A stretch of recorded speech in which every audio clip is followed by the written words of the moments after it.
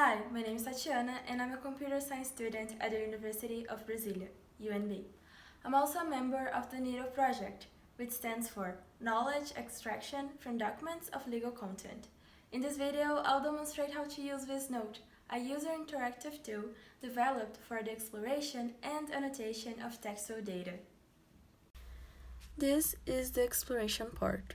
Here, you can browse through the available datasets, use the drop-downs to select a dataset, select a year, navigate through the datasets. You may also zoom in on a specific set of points by clicking here and doing this. And you can obtain more information about the dataset and the selected point through these tabs on the right and by clicking on the points in the graph.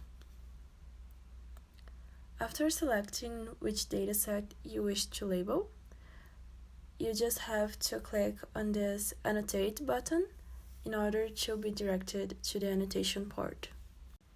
This is the annotation part. While it is still possible to browse through the points in the scatter plot just like in the exploration part, here you can also annotate the dataset.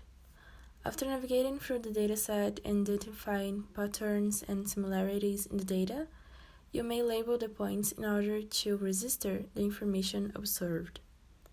To do that, first you need to add a new label. Choose and insert a name for a new label, here. Then, you select the points which you wish to label. They can be selected through box select or lasso select, right here. For now, we're going to use the box select. Then, you select the points and click on the Annotate button twice. After that, the graph is updated with the label which is assigned to selected points. You can add as many labels as you want by selecting Add Label in this drop-down and inserting the new label name here. It is also possible to undo the annotations. You just need to select Unlabel in the drop-down, select the point you wish to unlabel through box select or lasso select. We're gonna use the lasso select this time, and then click on the Annotate button twice. By that, you unlabeled the selected points. When you are satisfied with your annotations, in order to save them, you need to click on this Download button. And then you'll be directed to the download part. This is the download part. The annotated dataset is presented as a data table with the labels for each instance in the last column on the right. Here's the number of annotations we did. In this case, we did 14 annotations.